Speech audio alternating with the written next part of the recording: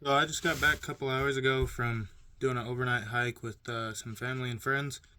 Thought I'd take a second, go over what's in my bag, why it's in there. Hopefully somebody can take something away from it. If not, then well, I don't know. So for my pack, I took an old external frame pack. It is a high gear brand. I don't know much about the brand or anything, but the pack itself was $3 at a thrift store. And I have another external frame pack that is quite a lot larger. I picked up for 20 bucks. So, don't shun the older style packs, especially at the price point. If you're just getting started or a little tight on money, I definitely recommend hitting up your local secondhand stores, thrift stores, yard sales, whatever the case. And in fact, I think I got my one at a yard sale. But I mean, these ran for generations of people, this style backpack with the external frame. Obviously, not this exact one, but they were around for a long time and they'll serve you just fine. And then what I got here, oh, I guess it kind of popped off. I have the military canteen with the nesting cup that had clipped on the waist belt, as well as the Pathfinder version of it. And on these actual USGI ones, this little pouch is perfect for iodine tablets, which I just always store them in there, and it really came in handy. We had one water filter between all of us. We figured, well, why do we need more than one? It's just an overnight. We're all staying together. And it broke, so, the iodine tablets, I had some as well as my buddy Grant, and they really saved the trip.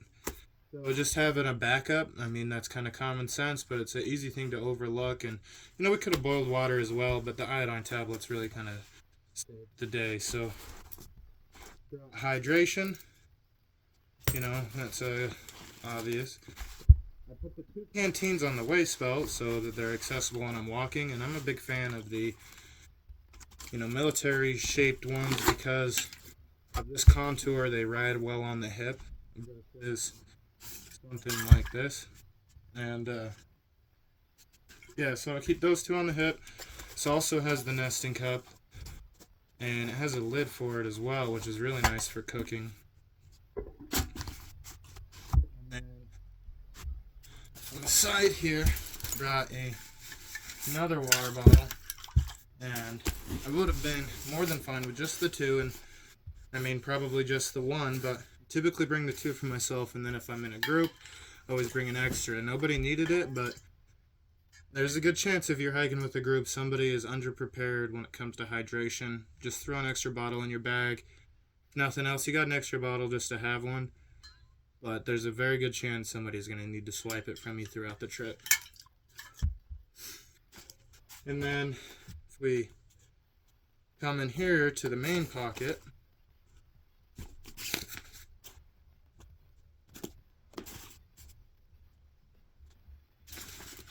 on the top, I have a wool blanket. I brought my dog with me, and this is her sleep system. Just the wool blanket. And, this one's also kind of a no-brainer. A lot of people already know this, but in case you don't, I wasn't sure if we're going to have rain or how wet it was going to be. I do not have a dry bag. I mean, if you're doing something long, you're going to wear your trash bag out before you get back with the trip. But just for this, overnight, just trash bag. There you go. I find the spring can be kind of hard to pack for, especially if you're hiking up elevation, because you're starting down at the bottom when it's hot, and then up on the top it's chilly. But as far as clothing goes, I have a little bit more buried. I'll just go over it all once I get out the clothing. Oh, I guess it's not too buried. Brought my wool and polyester 50-50 blend sweater. That's pretty warm. And then I brought merino wool leggings and a spare change of socks. It was one night. I'm just wearing the same clothes back out, but I brought these just in case it was cold. If you just add these to your t-shirt and jeans, it'll make quite a bit of difference. So that's tend to what I'll do in the spring. Sometimes even throw a beanie in or a thicker weight sock. That's not what I did though. And I bring the extra socks because I like to not just change my socks because I like to change my socks. You get a pair wet, or if even if you don't, like, I want to be able to change them just because of sweat and have a fresh pair to sleep in, especially when it's chilly. And the next thing in here, definitely a luxury item, the coffee percolator. And there's a balance to strike, like if you're new to getting out there, but everybody's, tolerance is different depending on what they're willing to carry and what they're willing to go without. But don't fall into one of two categories that you see online a lot. There are the people who will pack, enough gear like they're moving out for the next 6 months. And that's great, but it's heavy and you're going to be miserable. Or there are the ultralight people who don't bring anything, and everything weighs less than X amount of pounds or whatever the situation. And that looks great, but then when they get to camp, they have no amenities. So find that balance for yourself. And I never stress out about weight. You'll hear people talk about weighing their packs. I just throw it on. I'll walk around the yard for a minute, walk around the house. If it feels good, it feels good. I'm, good to go. Don't worry too much about the weight. I feel like people harp on that or harp on you have to have this or don't have that. It's a waste. Bring some creature comforts. Just find that sweet spot for you. So the coffee maker is definitely one of those. The percolator, and then same with the kukri. They're not particularly great at anything, but they're good enough at everything. So it's kind of a good one tool option, even with it being a little bit larger. It's, still smaller than bringing a smaller knife plus a tomahawk and a folding saw. And then in the pocket, I always have a Leatherman with me, and the little saw on this guy is actually pretty. That ain't even the saw. What am I doing? Look at that. The little saw on this guy is actually pretty sufficient for most of your little camp chores. And, if I'm going out for longer or plan to do some bushcraft, I'll bring more of I'll probably leave the kukri and exchange it with the tomahawk and a smaller knife, and then have a folding saw. But for this right here, this will get you through pretty much everything you need to do. And even at that, this is somewhat of a creature comfort because this is realistically all you'll need is just the Leatherman. And anyway, then moving on, got a rain poncho. Didn't need it, but how I was saying, that spring weather can be a little sporadic. Got a poncho just to be on the safe side. My sleeping pad.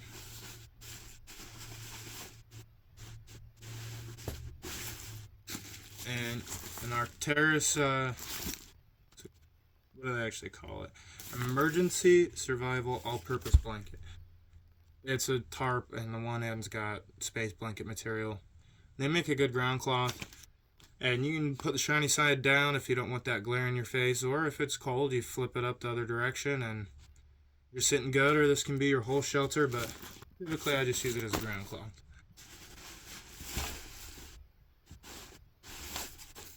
And then my tarp, it is a Bushcraft Outfitters tarp, the 10x10. I love this tarp, but if you're just getting into it, this tarp's, it can get a little pricey.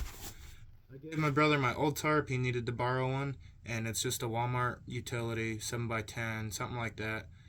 And it works fine. It worked good for me for a long time, and it'll work fine for him, and it'll work good for anybody else too. If this is a new hobby of yours, you're just getting into it, don't break the bank. Go buy a cheap utility tarp and you're happy.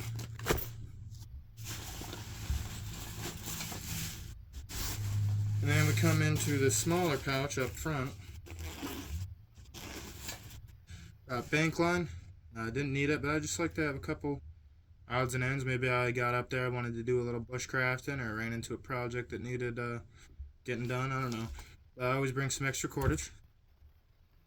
Now these are collapsible drinking cups. They're like $2 at Walmart. And the reason I have these is one is my dog's water bowl. The other is my dog's food bowl. Tried to get the good ones over at Petco, PetSmart, whichever the place. Almost $20 a piece. These are $2 a piece. The base could be a little wider. She does have a tendency to knock them over. But save the money. Go to Walmart. Get the drinking cups. They work fine. Then I bring a power bank. Cord. Just use a hair tie to hold it in place. This power bank, again, honestly, this is something I could probably upgrade, get a little bit nicer one. It was $10 at Walmart. It's going on 2 years. It doesn't quite have the kick it used to. Used to be able to get like a phone charge and a half out of it. Now I get about 3/4 of a phone charge. But for $10, we're going on 2 years. These work absolutely fine. I'm not sure, the brand or nothing, but I see them all the time. They're in the checkout counter line, and I would recommend these to really anybody who just needs a little charger. And then old grizzly can, but in here is my repair kit. We got some needles, zip ties, different lengths, artificial sinews, some thicker cord, couple safety pins, different size needles, and you will almost never need this, but have a repair kit. I've broken straps on trips before, and when it's a dip can, it ain't gonna take up space really. And I never see people carry any sort of type of repair material. If they do, it's usually just duct tape. But if you need it, you're going to be so grateful that you have it. And for something this small, why would you not? The lid to that nesting cup, for the Pathfinder nesting cup. A brush that I cut the handle off. Not to save weight. I know a lot of people do that. But to save space. It was just bulky before. I didn't need a big handle. This old brush that nobody was using at the house, and so take that with me. This was actually gifted to me up there by my father. It's a GPS. I'll have to figure out how to work it. I don't know nothing about it. Then I don't know what this case came from. I just found it laying around the house one day. It's my little fire starting kit. There is some, Coughlin's fire sticks. Some, Vaseline and cotton balls. Mini Bic lighter, and a small ferrocerium rod.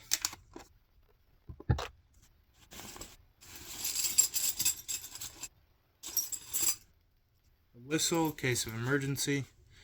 And again, this is kind of one of those luxury items. Like, I use it, and technically it's for emergencies, but where we were at, there was people on the trail. There was 4 of us. Somebody could have gone and gotten help. I just take this with me for nostalgia purposes. I always have my whistle. Coughlin mess kit, pencil set. Coughlin's has a lot of good stuff, and they have a lot of crap stuff. But the good stuff, a couple bucks for a spoon and fork. And really, you could just grab a spoon and fork out of the drawer. That's what I used to do. But I like that these have this ring connecting on. That way nothing gets lost and stays nice and tidy.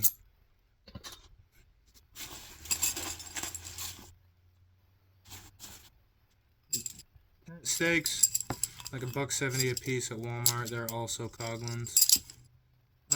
Every now and again I'll break or lose one, whatever the case. And I don't know why I didn't think of this until this trip, and I didn't even think of it. My buddy Grant picked the tent stake up off the ground and gave it to me. And I think I am now done buying tent stakes. It's not that hard to walk around an old site and find tent stakes. I'm just now going to